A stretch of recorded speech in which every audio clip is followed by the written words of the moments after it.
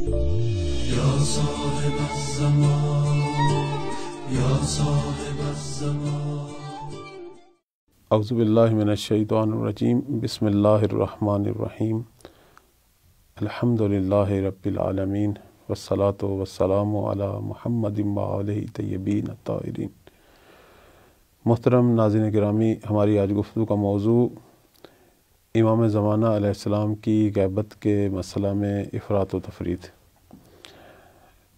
ہمارے معاشرے کے اندر کچھ ایسے لوگ ہیں کہ جو غیبت کے اندر، اس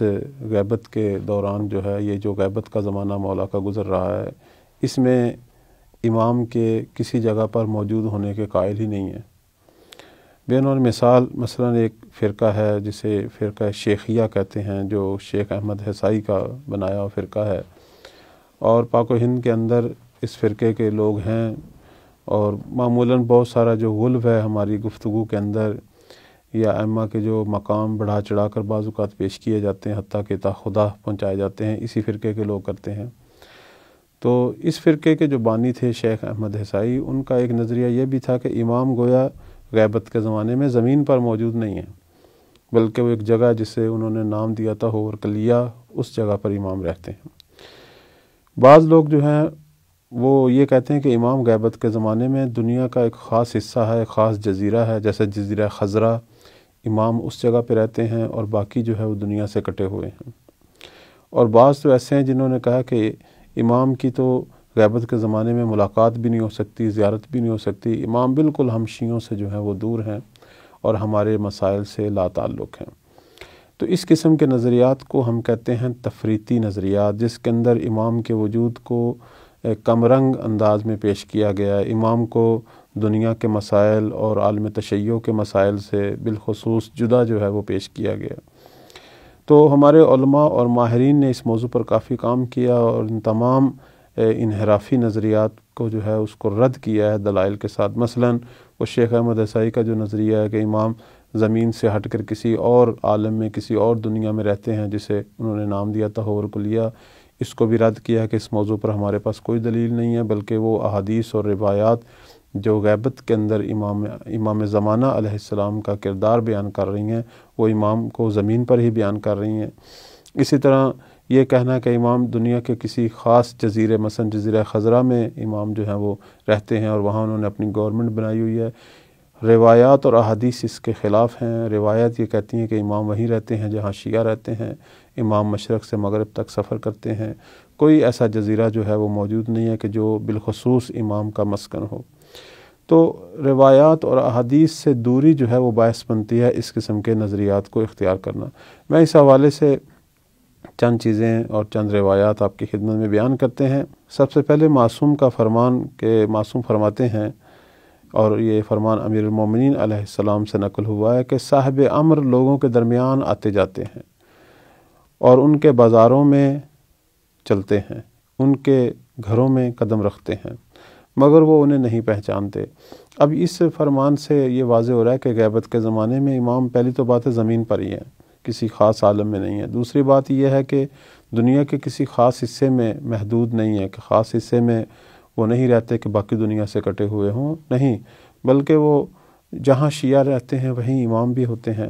لوگوں کے بازاروں میں، گلیوں میں امام اپنے قدم رکھتے ہیں، حتیٰ کہ لوگوں کے گھروں میں بھی آتے جاتے ہیں، لیکن لوگ جو ہے انہیں نہیں پہچانتے، نہیں دیکھتے۔ ایک اور حدیث جو ہے وہ یہ بیان کرتی ہے کہ امام حج کے موقع پر بھی موجود ہوتے ہیں، اور حج کے تمام اعمال اور مناسک میں امام کا حضور ہوتا ہے، لوگوں کو دیکھتے ہیں، لوگ بھی انہیں دیکھتے ہیں۔ صرف فرق یہ ہے کہ امام تو لوگوں کو دیکھ کر انہیں پہچانتے ہیں، لیکن لوگ انہیں نہیں پہچانتے۔ اس حوالے سے آپ کی خدمت میں روایت بیان کرتے ہیں، فرماتے ہیں کہ خدا کی قسم صاحب امر ہر سال حج کے مراسم میں حاضر ہوتے ہیں، لوگوں کو دیکھتے ہیں، انہیں پہچانتے ہیں، لوگ اگرچہ ان کو دیکھتے ہیں مگر نہیں پہچانتے۔ چونکہ زمانہ غیبت کے اندر پہچان امام کی ختم ہوئی ہے، ممکن ہے لوگوں کی نگاہ جو ہے ان کے جمال مبارک پر پڑتی ہو۔ اسی طرح یہ جو باطل نظریات اور توہمات ہیں کہ کوئی عالم ہے ہورکلیہ، اس پر تو کوئی دلیل نہیں ہے۔ جزیرہ خضرہ کے حوالے سے بھی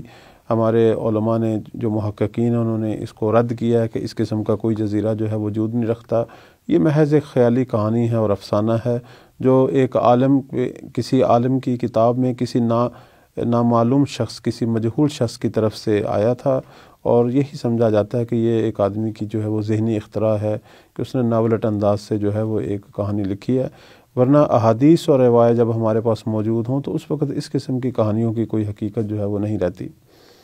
اب جو لوگ اس قسم کا نظریہ اپناتے ہیں اس کا نتیجہ کیا نکلتا ہے؟ اگر ہم کہیں کہ امام کا زمین سے کوئی تعلق نہیں، امام دنیا سے کٹ کر ایک خاص جگہ پہ رہتے ہیں، اگر اس قسم کا نظریہ اپنائیں تو یہ نظریہ جو ہے وہ امام پر لوگوں کا جو عقیدہ ہے اور امام سے جو تعلق ہے، امام سے جو قلبی لگاؤ ہے، وہ پھر کم ہو جائے گا۔ جب لوگ یہ محسوس کریں ہمارا رہبر، ہمارا امام ہماری پہنچ سے ہی دور ہے اور ہماری ان تک رسائی ہی نہیں ہے، ہمارے کسی موضوع میں، کسی مسئلہ میں جو ہے وہ امام کو کوئی اس کا علم ہی نہیں ہے، تو یہ پھر عقیدے کے کمزور ہونے کا اور امام پر جو ہے اعتقاد، اس میں جو ہے وہ دوسرے لفظوں میں وہ پھر ایک دل سے اٹھنے والا اعتقاد جو ہے وہ امام پر نہیں رہتا، اور یہ نظریہ جو ہے لوگوں کو امام سے بالکل کاٹ دیتا ہے، امام تک لوگوں کی جو ہے وہ پہنچ اس کو ختم کر دیتا ہے۔ اب کیوں اس قسم کا نظریہ ہمارے معاشرے میں پیدا ہوتا ہے؟ اس کی بنیادی وجہ یہ ہے کہ لوگوں نے معارف مہدویت کو پڑھا ہی نہیں ہے، اگر پڑھا ہے تو سرسری پڑھا ہے، سطحی انداز سے پڑھا ہے، اس میں غور و فکر نہیں کیا، بالخصوص غیبت کے مفہوم کو نہیں سمجھا، اس حوالے سے جو روایات اور احادیث ہیں ان کو انہوں نے چیک نہیں کیا۔ اور ایک خاص چیز جو ہے ہم یہ بھی دیکھتے ہیں کہ بعض لوگ عمدن ایسی بات کرتے ہیں کہ تاکہ امام کی جگہ خود کو پیش کریں کہ امام اب ہماری پہنچ سے دور ہیں، میں درمیان میں واسطہ بنتا ہوں، اور اپنے آپ کو پیش کریں تاکہ اس اعتبار سے لوگوں سے سوء استفادہ کریں، ان کے ایمان کو کمزور کریں، اپنی شہرت جو ہے وہ چمکائیں، اور لوگوں کے درمیان اپنا ایک جیلی جو ہے یا دوسرے لفظوں میں غیر شرعی عنوان بنا کر جو ہے وہ لوگوں سے مادی استفادہ کرنا، اس قسم کی چیزیں ہیں۔ ایک اور نظریہ بھی ہمارے معاشرے میں پایا جاتا ہے، وہ اس کے بالکل برعکس ہے، بالکل برعکس ہے۔ وہ نظریہ یہ ہے کہ نہیں، امام تو ہر جگہ موجود ہیں، ہر جگہ حاضر ہیں، ہمارے ہر مسئلے میں شریک ہیں، امام کی غیبت تو بالکل ان کی دوسرے لفظوں میں ظہور کی مانند ہے، کوئی ایسا مسئلہ دنیا کا نہیں ہے جس میں امام نہ ہوں، یعنی برعکس جو ہے اس نظریے کے مد مقابل ایسا بھی ہمارے اندر ایک گروہ ہے۔ تو یہ بھی بات ٹھیک نہیں ہے۔ اگر ہم یہ کہیں کہ امام اس غیبت کے زمانے میں ہر مسئلے کے اندر امام شریک ہوتے ہیں، ہر جگہ پہ امام کا ایک کردار ہے، درست ہے، امام تمام حالات سے مطلع ہیں اور جہاں وہ مناسب سمجھتے ہیں اپنا کردار بھی ادا فرماتے ہیں، لیکن کہنا نہیں میری زندگی کے ہر مسئلے میں امام کا ایک کردار ہے، دنیا کے ہر مسئلے میں امام کا کردار ہے، اصل امام غائب ہی نہیں ہے، امام تو ہر جگہ موجود ہیں، اس قسم کا نظریہ جو ہے یہ افراطی نظریہ ہے۔ اس کا نتیجہ یہ نکلتا ہے کہ لوگ جو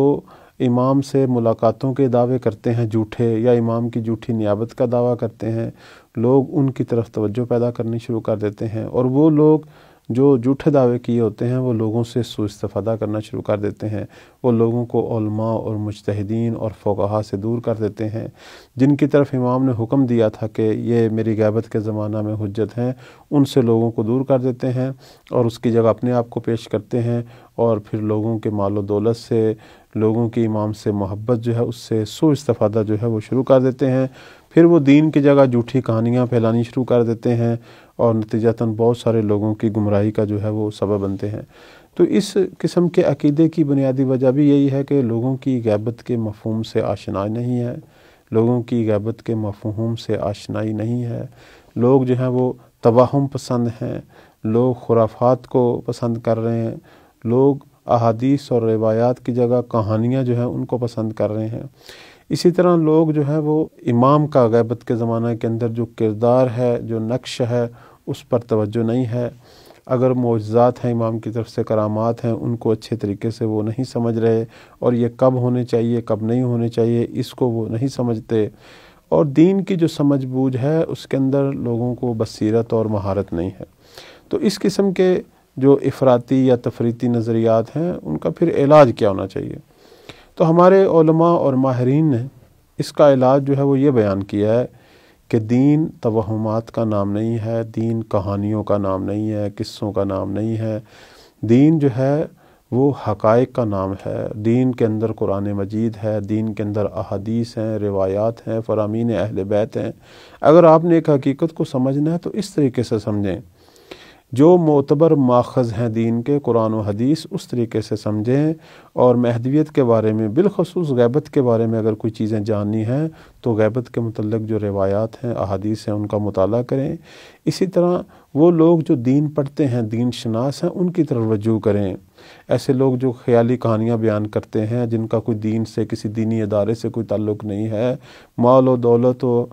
شہرت کی خاطر وہ یہ سب کچھ کر رہا ہے، اس سے دوری اختیار کریں اگر آپ کو اپنی آخرت عزیز ہے۔ اسی طرح انحرافات اور بدعتوں کا مقابلہ کیا جائے، اور ہمارے علماء دین کو یہاں ایک کردار ادا کرنا چاہیے، معارف مہدویت کو اچھے طریقے سے پڑھنا چاہیے، اور ممبر پر اور ہر مقام پر جہاں لوگوں کو ضرورت ہے وہاں صحیح طریقے سے بیان کرنا چاہیے۔